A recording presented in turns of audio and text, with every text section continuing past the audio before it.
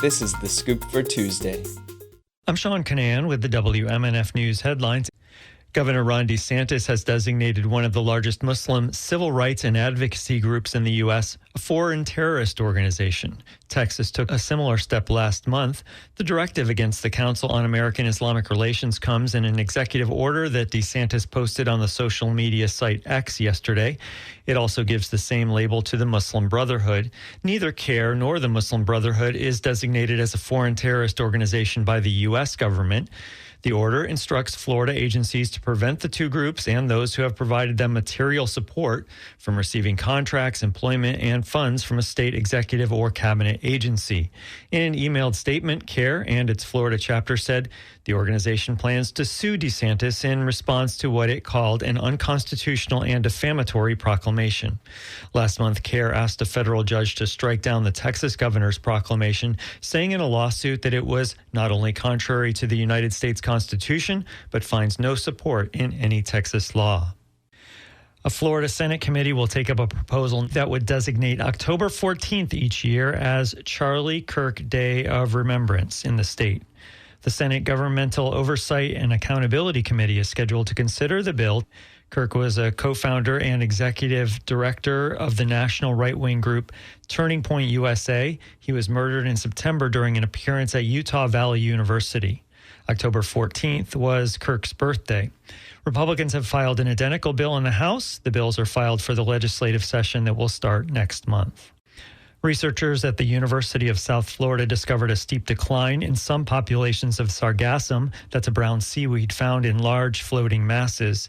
WMNF's Chris Young reports they say high temperatures in the Gulf of Mexico may be to blame.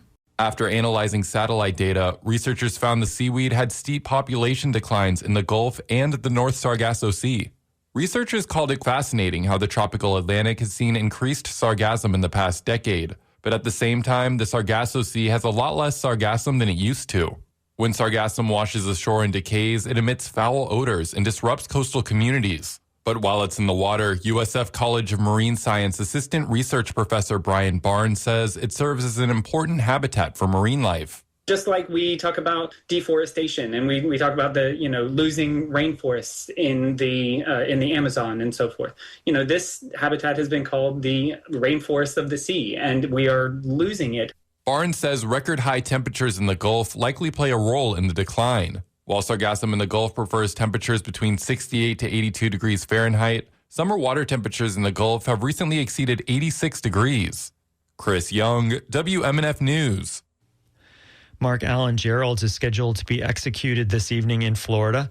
Geralds was convicted of stabbing Tressa Pettibone to death during a home invasion robbery more than 30 years ago. He was sentenced to death in 1990. The Florida Supreme Court later vacated that sentence but affirmed the conviction, and Geralds was resentenced to death in 1992. This would be Florida's 18th execution this year, extending a state record. Geralds has chosen not to pursue further appeals. Florida has executed more people than any other state this year, with another execution planned next week. Florida Supreme Court Justice Charles Kennedy is stepping down, so a state panel has set a deadline for next Wednesday for candidates to submit applications.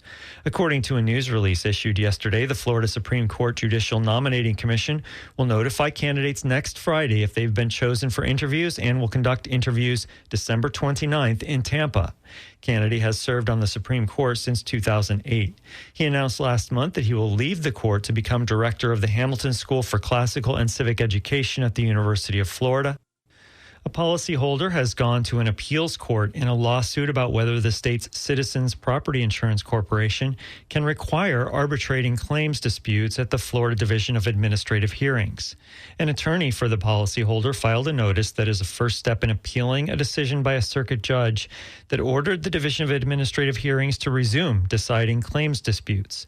The policyholder challenged the constitutionality of the arbitration process, which Citizens has used to resolve disputes rather than going through regular lawsuits. It'll be mostly cloudy today with highs in the high 60s. Tonight, partly cloudy and cool, overnight lows in the mid-50s.